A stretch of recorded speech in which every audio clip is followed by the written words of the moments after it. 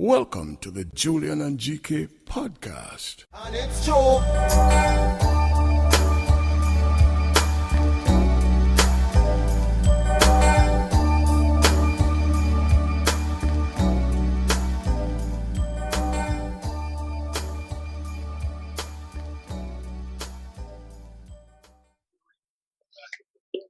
Greetings, everyone, and welcome to the fabulous, wonderful, star-studded 2020 Jammy Awards.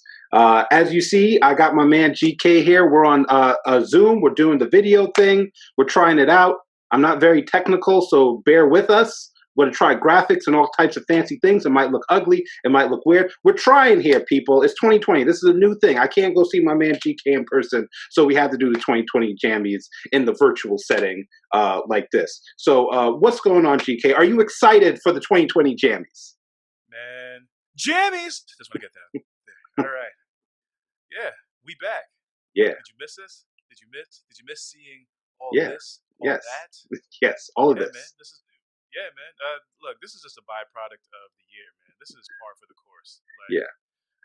You know, well, at least we have stuff to look forward to in the next year. I mean, this is only going to get better from here. This is just the jumping off point. This is just the foundation. Yeah. But, the rest of the world, we got to run the same race at the same time. So even I got a background now. Yep. New mic, home studio setup, and of course, oh ye faithful, Yes. the Jammy. The Jammy. The very coveted, the highly coveted Jammy Award. Yes. Man, if there was ever a year you wanted this, woo, you are welcome. This would be the year. Prayers this year have been answered. Yes. Yes. Definitely. Yes. So All just to remind everybody, the Jammies are, wow, this is our 6th rendition, but 5th year doing the Jammies. These are our year-end awards usually, where we shout out, salute, give flowers to, and shame, appropriately shame, the people who earned it the most, the people and things and places who earned it. So this is more of a fun, lighthearted look back at the year that was. And for those of you who have been following us more on the day one tip, thank you. Good to see you all again. Yeah. As you know, we did a mid-year Jammies because this year got so crazy, so fast out of nowhere. Yeah. We figured we had to do something to try to lighten the mood and try to remind people that there were still good things happening, and that when humanity comes together, that great moments can still happen and we can still feel it. Yeah. So that's what we did in the middle of the year. So we've never done that before, but as tradition serves and an attempt at quote unquote normalcy, whatever that means from here on out. Yeah. Got to do a year-end Jammies, man. That's what we do. It's who we are. You got to do it. Got to do them. All right, man. We got to hop right into it, mainly because we're doing this on Zoom, 40-minute limit. Do you think I'm paying money to have an extended period of time for Zoom? Of course not. So that's why we're going to go right into it and go to the Jammies. I got all my stuff written on my phone here. I'm doing my Drake, so I got my cheat sheet here. Wow. So let's jump right in. You're doing your Sway Lee hard. Exactly. Exactly. This is me in the booth right now, spitting my verses off of my iPhone. So, but we're going to jump into it. We're going to go into Song of the Year. So, GK, what is your who are you giving your 2020 Jammy Song of the Year to? All right. I even began the mid-year Jammies the same way. Like, if we're being technical, if we're going by the song that was most played in most places most of the time, it's The Weeknd Blinding Lights. Like, that would have been the pick even going halfway through the year. However, that was not my pick for the Jammy because it did not represent how we were feeling at the time. Mm-hmm. Now, usually I give props to a song that carries you throughout the entire calendar year. But this was a weird year for music. Yes. And I'll even throw movies in there because we couldn't appreciate and consume music the way we're used to. We couldn't go out. We couldn't do it together. We couldn't hit the bars, the clubs, the concerts, the live shows. That's usually where it is. And I think a lot of songs that would have been bangers, that would have carried us, it's not going to be like that because this time is not going to be remembered for that. And I don't think the new music, for the most part, serves as an appropriate soundtrack for these times. Yeah. So I don't, so I don't think so. I think Blinding Lights will still be played, but it's not it's not jammy worthy. You know what I mean? Yeah, exactly. I love adore you. You love adore you. Yes. But that's not. I mean, it's not big enough to encapsulate.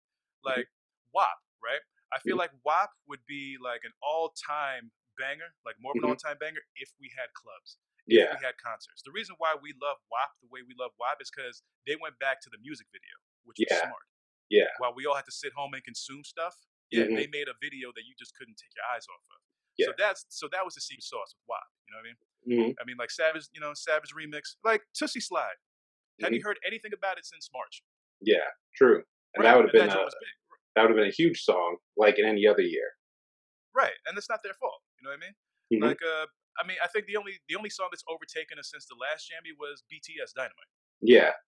Yeah, that song is everywhere, as it should. Yes. Be. Yeah. You know what I mean? Maybe I'll reference that later. Maybe I won't. Who knows? Suspense. Yes, we'll see. But, and just to give you, to illustrate my point better than anything else, I think what most people did to try to get through this time and still trying to cope, they go back to their old songs. They go back to the old school, the songs that they know, the songs that they're comfortable with, that they need comfort. Why do you think Fleetwood Mac Dreams? Yeah.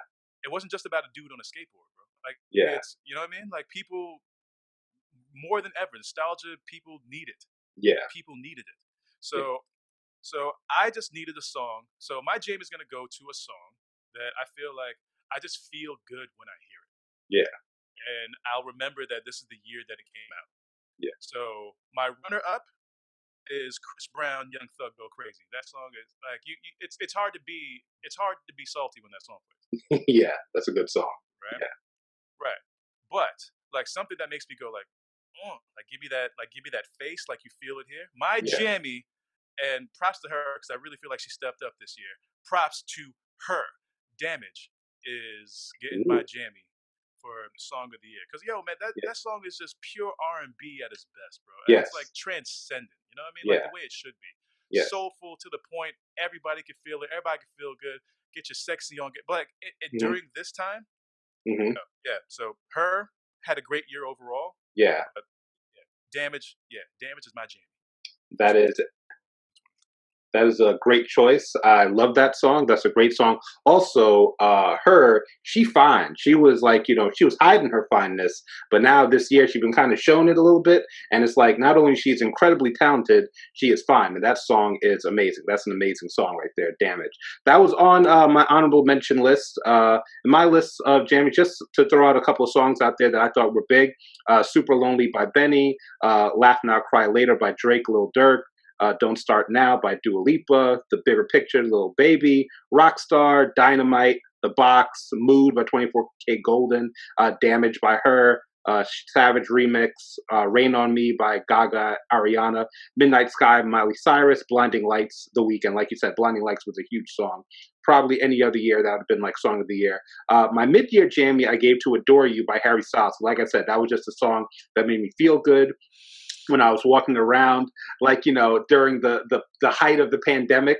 That's when we recorded it, and I was listening to Adore You, and it would like put me in a good mood. So that's why I gave my mid-year Jammy to it. But my winner for Song of the Year 2020, I had to give it to WAP, man. I had to give it to WAP, Cardi B and Megan Thee Stallion. The reason I had to give this, because it was so many things. It was not only because it was controversial, which I love. I love a good controversial song. It was a good song. That's a key factor. It wasn't just like a controversial song that sucked. It was actually good. The beat was great. The rhymes were great. It was an entertaining song. But the main reason I love WAP is because it made all these dudes come out that were so angry. Oh, I hate these sexual women. Oh, they should be in church and praying to God. Why are they talking about sex? And it's like all the outrage it had online. It just was hysterical to see all these grown men, and some that I knew, men that I knew that I would go to clubs with, that we would listen to songs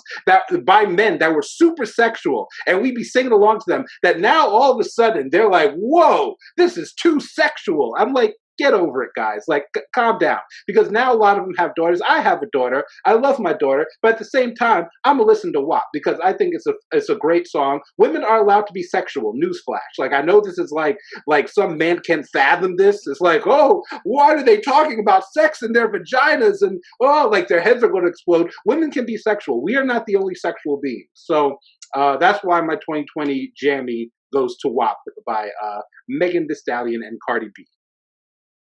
Can't disagree with that whatsoever. You know what I mean? Like even even Body. Yeah.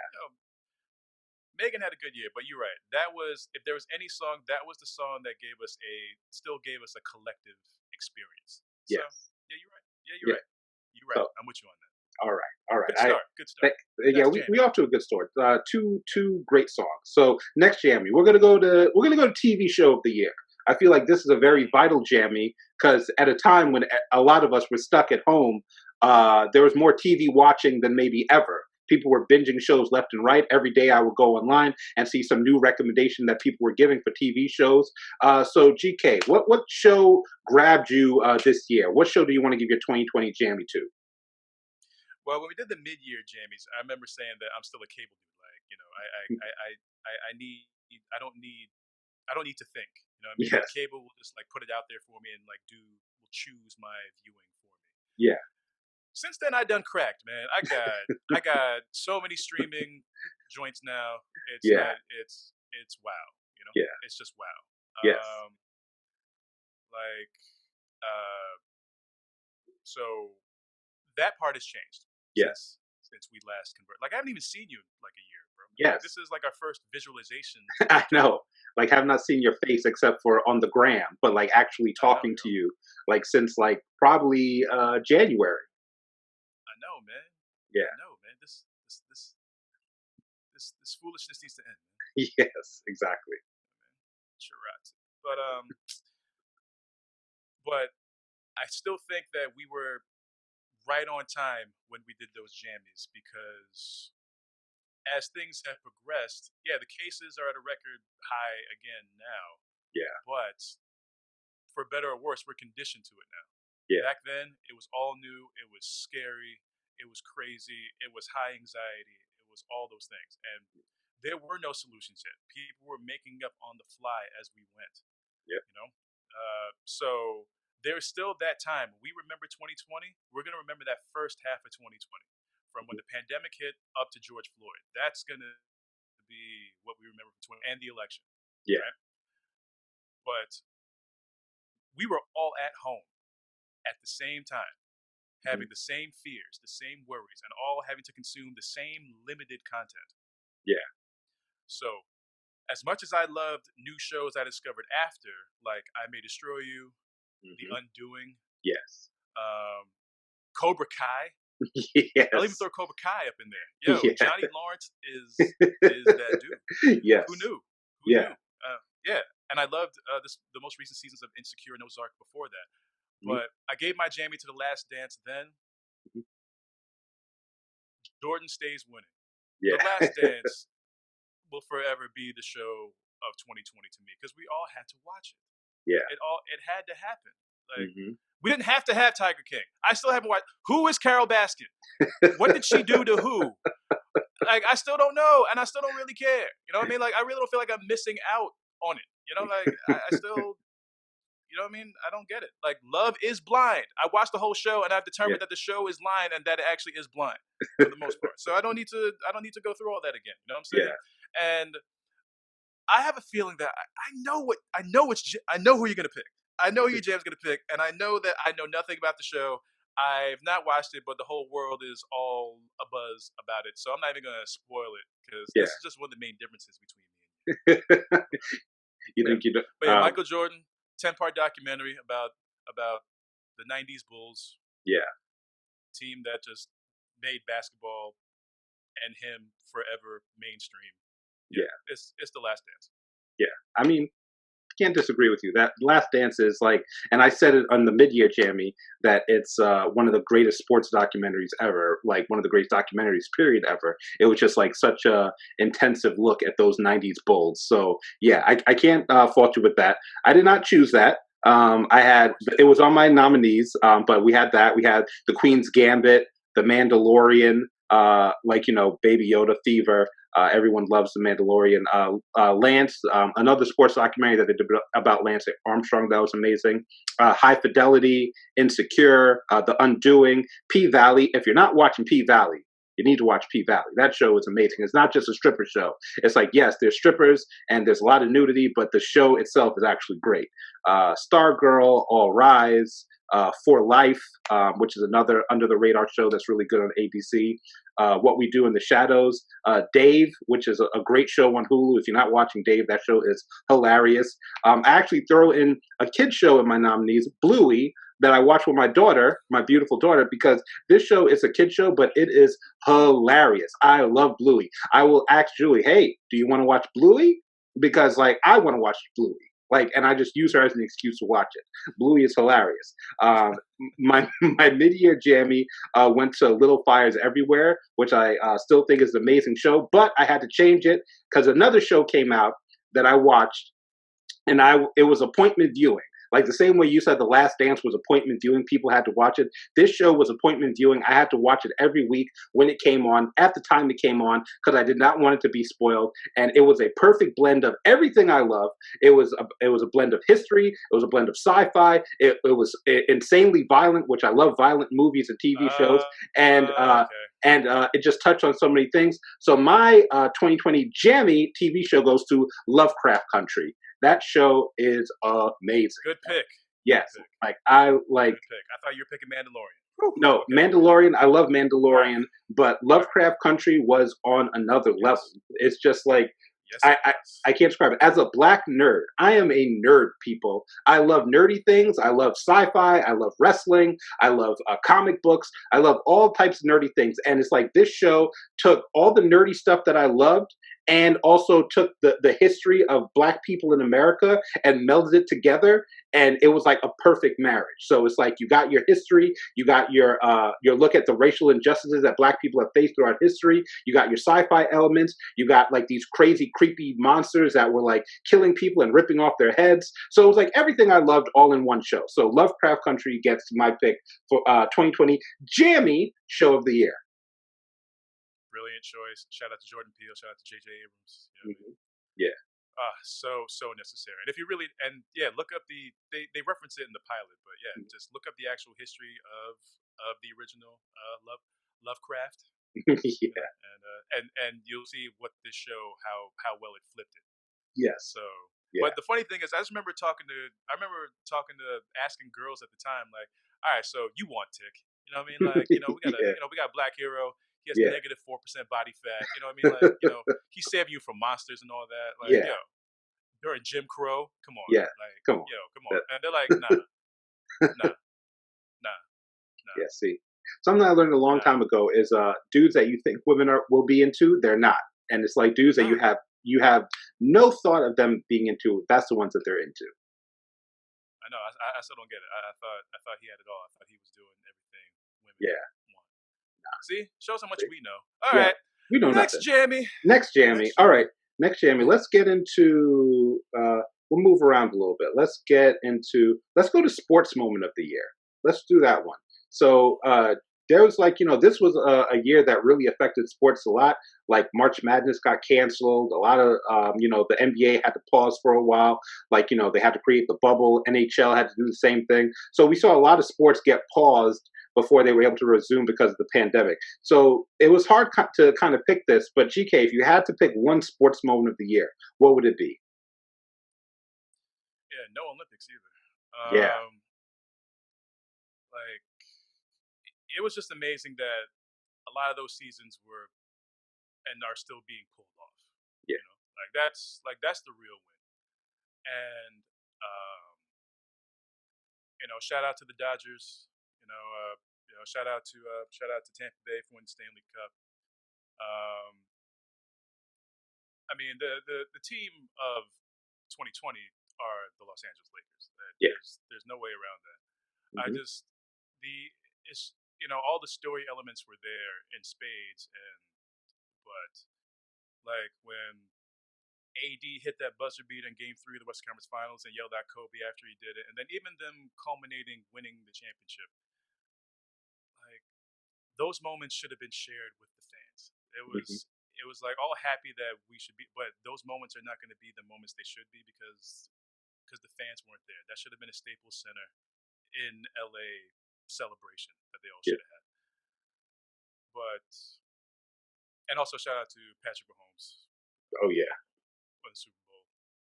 That dude's going to be the GOAT. Yeah. Even if you heard it before, no, once you're getting a preemptive Jammy. Yes. You know? Yeah. But January 26th, uh, the tragic crash of Kobe Bryant, his daughter Gianna, and the 7 other passengers. That's beyond sports. Yeah. It's not even. It's not even. It's not. I'm not even. It's not even like a giving it. Well, I'll never forget that. Yeah. That's. I can't. I still can't even. I still can't shake it, and it's still. It just happens to be sports. Yeah.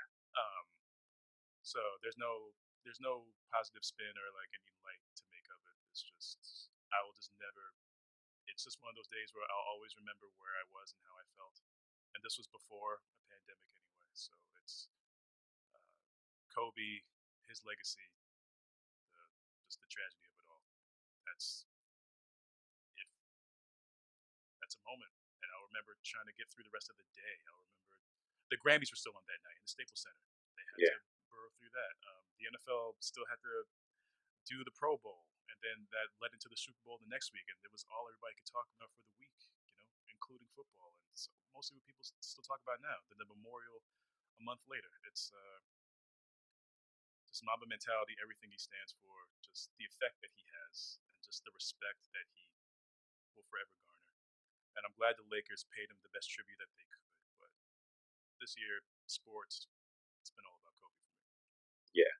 I mean, that's like a very like true pick, and it's like when I think about it, it's still crazy to me to even think that Kobe is gone. It's like it still feels like off. Like even when I watch something and they reference it, it just does not feel right that he's not here anymore because I felt like he was going to go to the next stage in his career where he was a great player already, and I felt like he was going to be a big ambassador for women's basketball with his daughter, and he was also had like other great things up his sleeve for years to come. Like so the loss of him is just like so monumental. He won an Oscar. Exactly. He won an Oscar. Like I feel like he had a whole other 2 years after retirement, he wins an Oscar. That's crazy. Yeah, there's some athletes that they're amazing athletes, and then once their athletic career is over, they become they become icons in different fields. And I felt like Kobe was on his path to do that. And it's just like you said, it's one of those things that I'll never forget. Like I just remember I opened up my phone and I saw it, and I immediately thought that it was a hoax. That there's no way that this could be true. That Kobe is gone. And like you said, it shut down the world. That news and for you to be an athlete that's so prominent that you shut down the world it shows the immense impact that Kobe had. I was watching I was flipping between the Grammys and the Royal Rumble because the Royal Rumble for WWE was on the same night, and even wrestling had to acknowledge that Kobe had gone because you could see in the crowd GK, because we're wrestling fans and we've gone to wrestling shows. Wrestling fans are rabid. They're always up.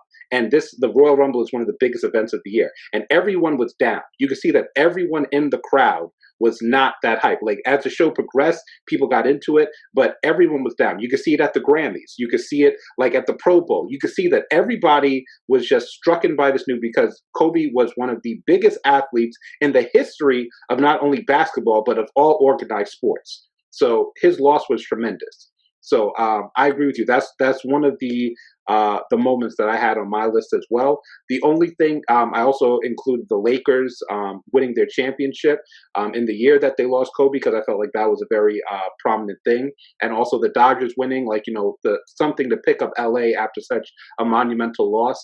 But what I gave my sports moment, Jamie, of the year to was the fight against racial injustice that all the sports leagues seems to came aboard with for once. and it took the death of George Floyd and other things to happen with Breonna Taylor and other things. But I had never in my life seen all these sports organizations get behind the fight against racial injustice the way that happened this year. I mean, every professional league you could think of, the NBA, the NFL, the NHL, the WNBA, the MLS, the English Premier League, all these like sports organizations around the world, not just America, around the world, all stating Black Lives Matter, all stating that they have to fight this racial injustice. That was incredible to me because you've had organizations like the NFL and whatever that have distinctly in the past like tried to shy away from that. They didn't want to address it.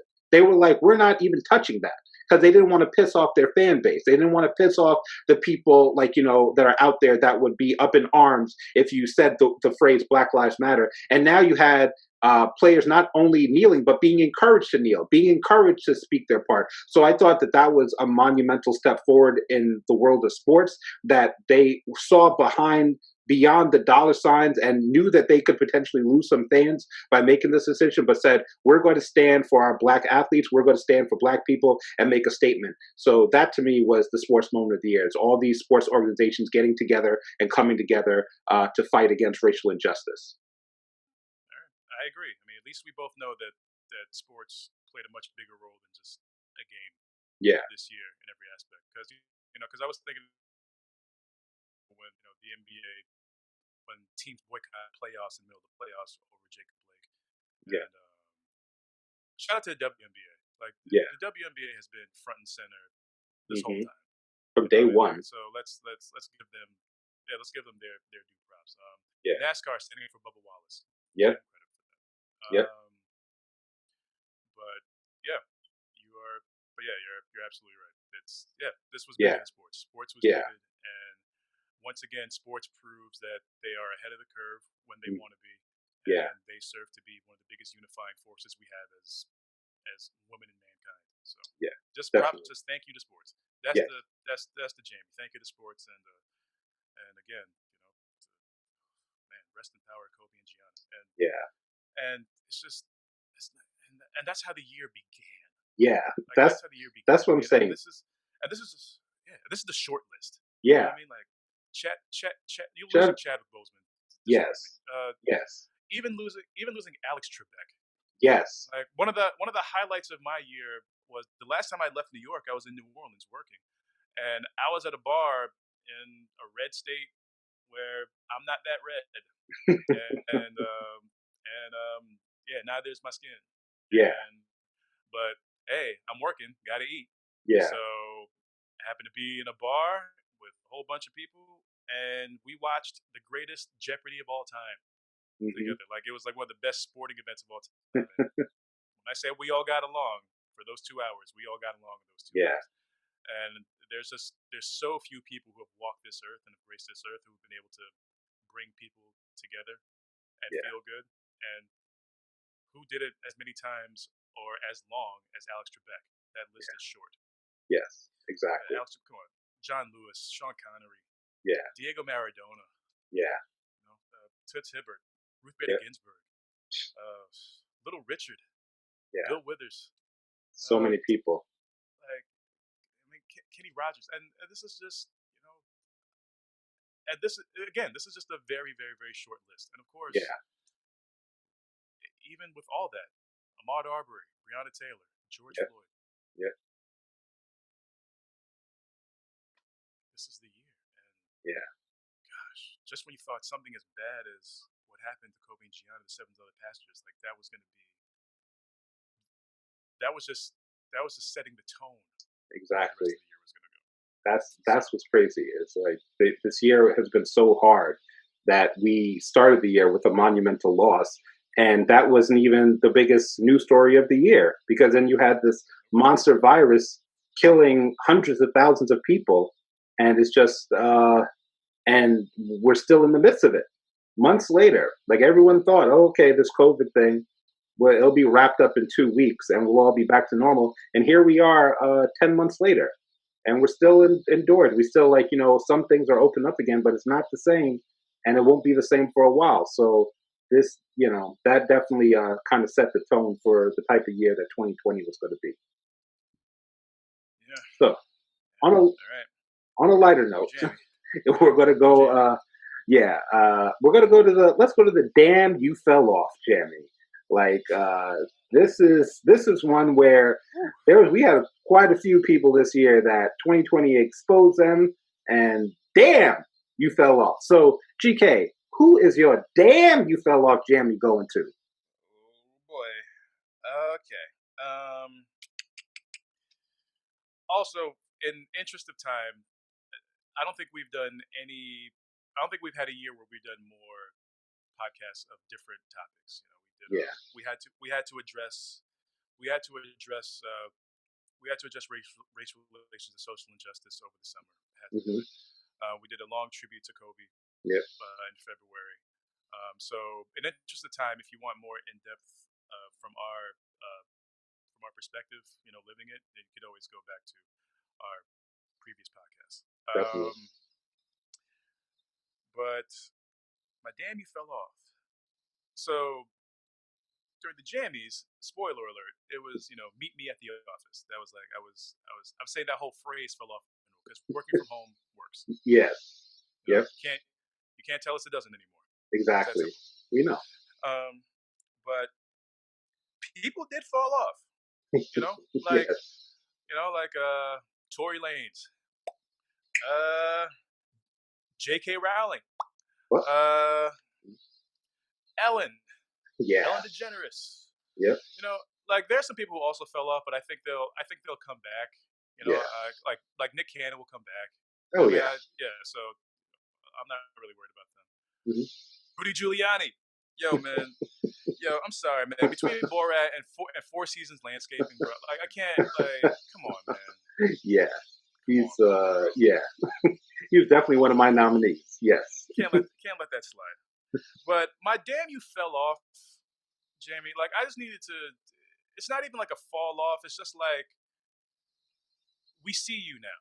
If we didn't see you before, like you can't hide no more. You've been falling off and underperforming, and it's just time to get called out. So my damn you fell off, Jamie, goes to all y'all damn fake and performative activists.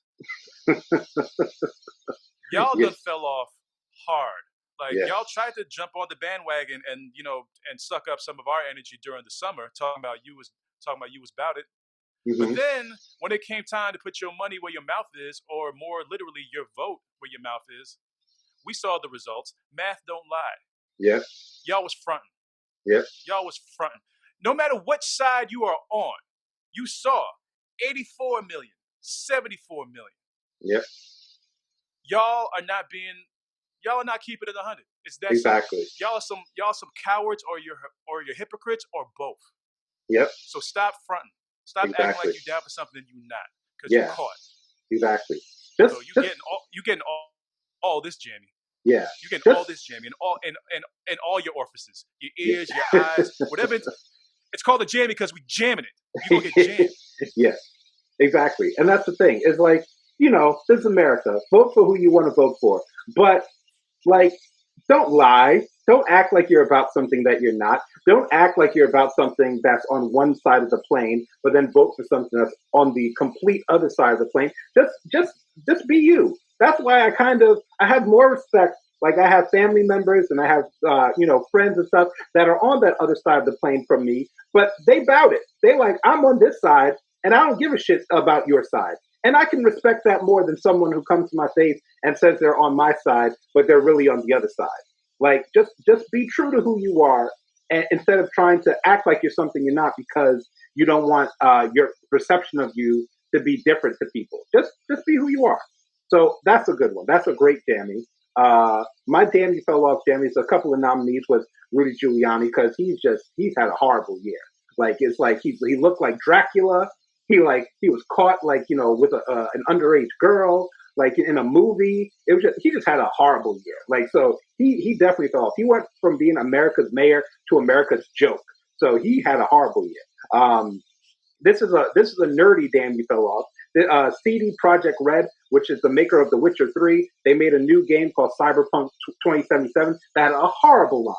They sent the game out. It didn't work for half the systems. It was causing massive bugs. It was destroying people's systems. That was just like, damn, you guys fell off. You guys went from being like the pinnacle of the gaming industry to being like a big joke. Because I'm a gamer, so I have to throw in that one. Damn, you fell off, CD Projekt Red. Also, as a wrestling nerd, damn, you fell off Chris Jericho. I call this man the best wrestler ever. Like, and when we had a countdown, and GK mocked me for it, and now I can kind of see why he mocked me for it, because this man went and this year became an undercover Trump supporter by like donating without even doing, which is fine because that's what you want to do. But then on top of it, he just like he let himself go. He was just asking stupid questions online. It's like, dude, what are you doing? Stop it. Damn, you fell off, Chris Jericho. But my number one damn you fell off has to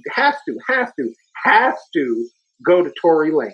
Because my dude, what in the world? Tory Lanez started this year by putting out an album that people were heralding as one of his best albums ever. He was doing a bunch of features that he was saying, hey, Tory Lanez was finally making the switch from being like an urban artist that only people in the Black community and urban community know to being like a mainstream artist. He was kind of crossing over, and he had Quarantine Radio that was blowing up. He was getting millions of views. Apple Music was going to buy it. He was on the verge of going from like a mid-level celebrity to being a major celebrity. Then this man decides, I'm going to go out with Megan Thee Stallion. And not only does he decide he's going to go out with Megan Thee Stallion, he decides that he's going to flirt with other women in front of Megan Thee Stallion. Now, if you've ever listened to Megan Thee Stallion songs, you know this is not a woman that you mess with. This is not a woman that you do that to. So she rightfully, by all accounts, like confronted him about this. And this man decides, whether it's by accident or by on purpose or whatever, he shoots this woman in the foot, which is bad enough. You shot someone in the foot. But then you disappear for months. And when you come back, you make a song trying to defend yourself, a whack song at that.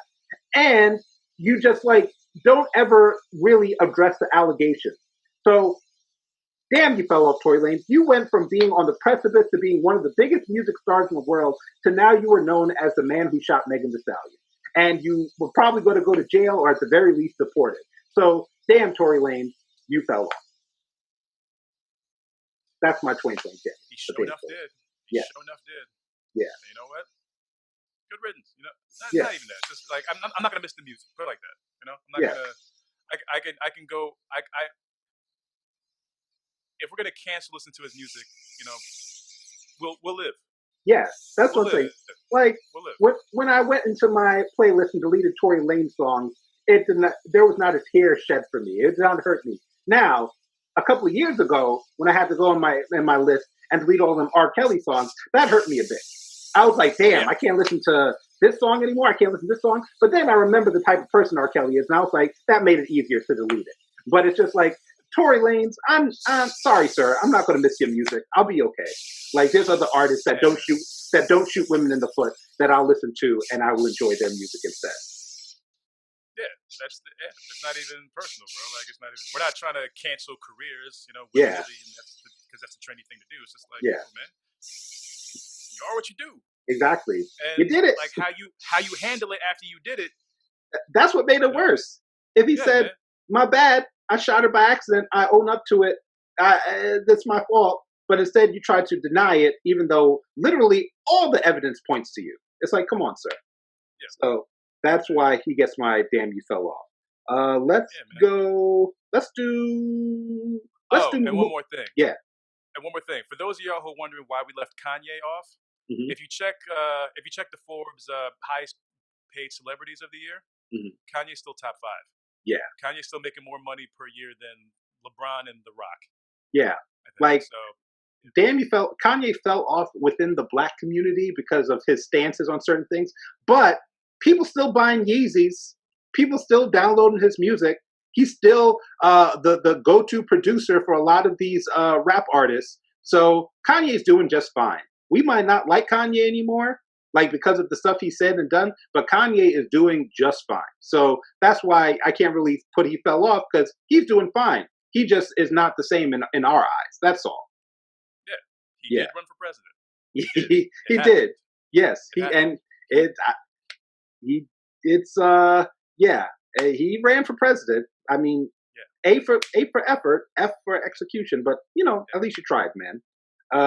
Let's go to movie of the year. He did say Harriet Tubman didn't free no slaves and got votes. That happened. So. Yes, he got like 20,000 something votes in one state. That made me very sad. But hey, he still got votes. So yeah, let's go to movie of the year, Jammy. GK, this was a weird year for movies because from March on, movie theaters for the most part were closed. There were a couple that were scattered around. There were some drive-thrus that were still open, but for the most part, movies were shut down since March. So the only way you could really watch a movie is from home. So it was a weird year for movies. But GK, which movie would you give your 2020 Jammy to for movie of the year? Well, normally I don't agree with the masses, but my runner-up is the last movie that I actually saw in theaters, which is Parasite, Mm-hmm. which was back in February. Yeah. Yeah, right. Yeah, around the time when they won the Academy Award for the Best Picture. Mm-hmm. Parasite's dope, bro. Like, Yeah. Korea been dope. Y'all just late. Yeah. Yeah. But I can't give that my Jammy because as great of a movie as it is and a great accomplishment as it is. I love Soul too, by the way. Oh yes, Soul was amazing. Yeah, I cried during the trailer. And I love it. It's so black. It's so New York. Yes. And come on, man. They dissed our Knicks, but that's all right. I know, man. I was gonna try to AI over Ty Lue over past that. Yeah. But nah, they got us. And yeah. we deserve it. Yeah. But once I saw Ma Rainey's Room,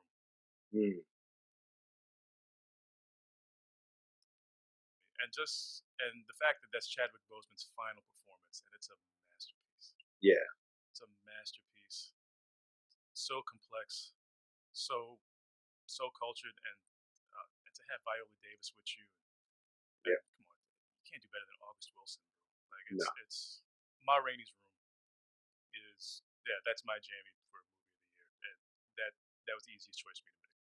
Wow, that's an excellent choice. That was very close to winning mine. Another one that was very close to winning was Lovers Rock. That's on Amazon, and that joint is about a house party in a West Indian community in 1980s Britain. And you and I, GK, we come from a Caribbean background, and like just the vibes of that movie was I felt like I was in the time machine. Like it felt like with the woman cooking the rice and peas and the ackee and stuff in the kitchen, and they playing the different melodies, and it's just like it's like I got zoomed back to my childhood watching this movie. So that's why Lovers Rock was on there. Another good one on Amazon was Mangrove.